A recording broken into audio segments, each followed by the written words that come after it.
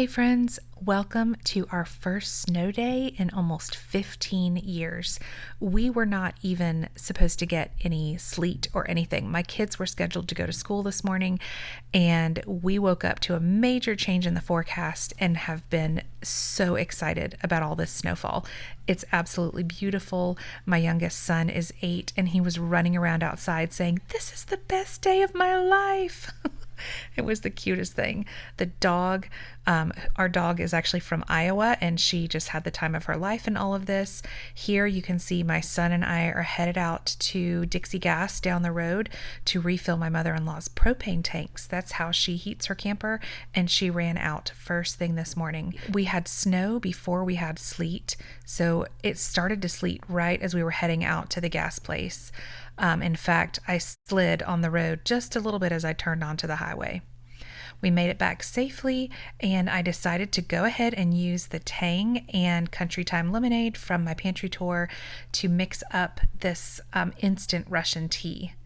I did a gallon bag, black tea bag in the crock pot, and then I let it steep for quite a while, and then I added a few more quarts of water. Then I got some bread started because I thought, what better lunch on a snow day than grilled cheese sandwiches and tomato soup? I also took one look at the kitchen and realized it was time for a hard reset. So as soon as I get some laundry going, I'm going to tackle this kitchen. There's something about a snow day or knowing a storm is coming that makes me have the urge to get all of my laundry done. So I put our dirty rags in to wash, and then I got the bread going before I started tackling the kitchen. It is Friday, and my husband has a 6 a.m. Bible study that he goes to every single Friday morning, and our precipitation was not supposed to start until around 8, so he decided to go on to Bible study and go to work. He works about 20 to 25 minutes from home in a downtown area, and it was just him and his boss at the office today. His boss doesn't live far from the office either, but I did text him several times when the snow changed to sleet and said, please don't stay all day. I did not want him on the roads when it was slippery. I got lots of news alerts about accidents on the interstate and all over the road. In fact, well, I'll tell you more about this in a second. All right, the dough is ready to go in the oven and rise, and now I can tackle the kitchen. I am so excited that this snow day happened on a Friday because now we basically get a 3-day weekend. My kids obviously did not go to school today.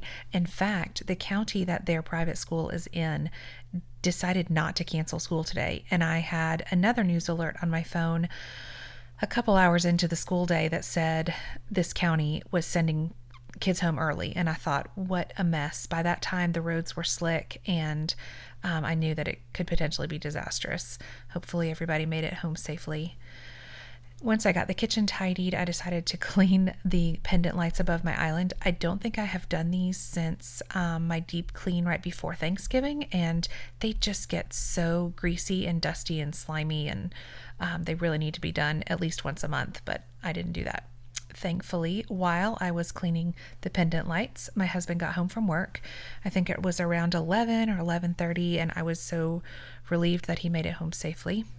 However, once he walked in the door, he told me that he had passed a guy whose truck had slid into a ditch right by the house, so he headed right back out to go get our neighbor who has a big 4-wheel drive truck and try and help the guy out of the ditch. When he got home, I had hot Russian tea waiting for him in the crock pot. It was definitely not as good as the fresh version, but it was still really yummy on a day like this when we did not have any more hot chocolate.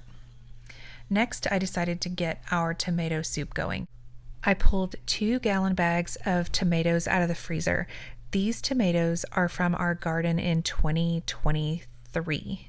So not last summer, but the summer before. I actually was storing them at my neighbor's because I had about 10-gallon bags that I pulled out of the garden at the end of the summer 2023, and I was completely out of room.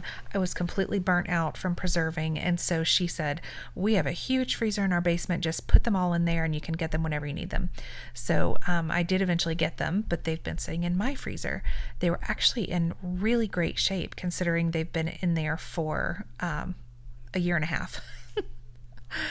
So the goal was to roast them, and I should have known better than to do it on a sheet pan, because what I did not show in this video is that I had to pull this tray out of the oven 3 separate times to drain the water off, because of course they were frozen, plus tomatoes are super juicy. In fact, the first time I pulled it out of the oven, I made quite a mess. I dripped the water all over the floor. I pulled the rising dough out of the bottom oven, which was on the bread-proof setting, and now I am going to knead it just a little bit and shape it into 2 loaves to go back in the oven to rise a second time. I probably should have gone ahead and made 4 loaves while I was making the bread.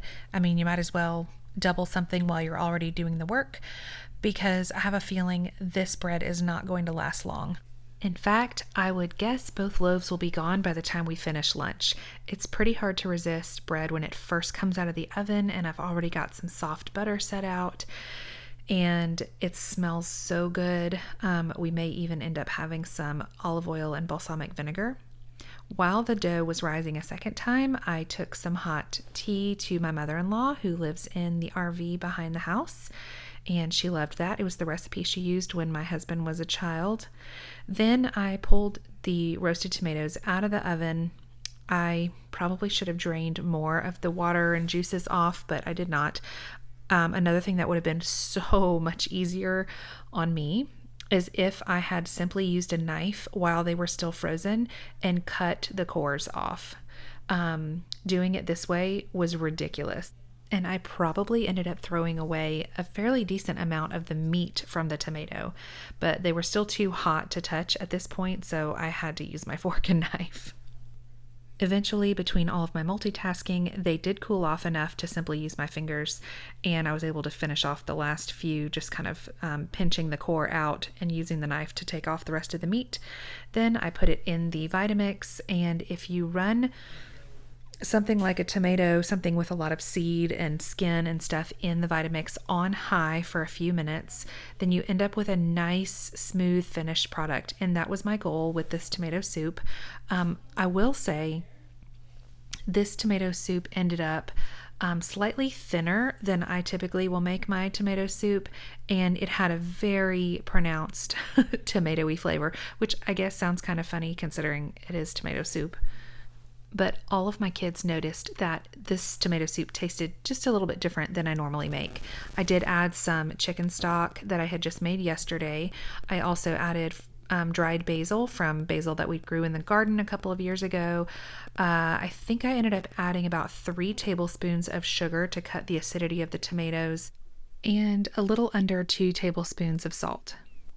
I let this simmer for quite a while before I served it. I also added probably 1.5 cups of heavy cream, and I also let the soup simmer with this big Parmesan rind that I had been saving in the freezer.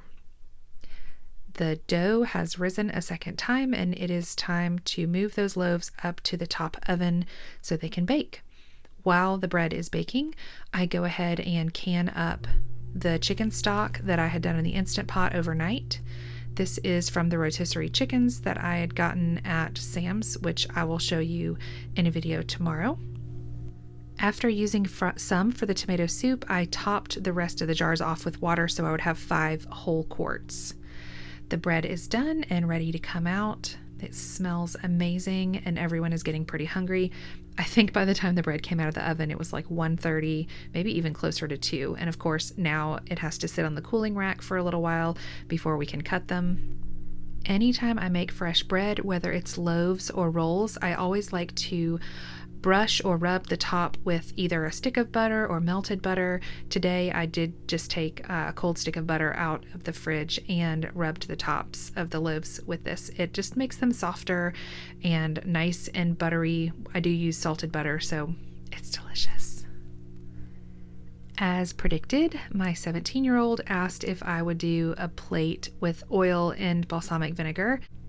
I should have shown you a picture of the beautiful bottle, but this balsamic vinegar was given to us as a gift from some friends that came and stayed with us a few years ago, but it is actually from Modena, Italy, and it's amazing. We don't use it very often. It is like a special occasion balsamic vinegar, and that special occasion was our first snow day in 15 years. Unfortunately, I am completely out of olive oil. It is at the top of my list for when the pantry challenge is over, but we used avocado oil and it was just as satisfying. Now it is time to heat up my skillet and get ready to make the grilled cheese sandwiches. Unfortunately, I cut into that first loaf of bread way before it was ready, and I ended up with quite a few sad, limpy slices of bread, but it still made really delicious grilled cheese sandwiches. I will say my family overall still really likes good quality American cheese for a grilled cheese sandwich. I like all kinds of cheese for grilled cheese sandwiches, but we decided to go ahead and use up some of the American cheese we had left in the fridge to make these today, and it was delicious. As predicted, we used about 90% of the 2 loaves of bread that I made this afternoon, and I will close by giving you just a little glimpse of our home after our snow day. It is absolutely magical. Thanks for watching.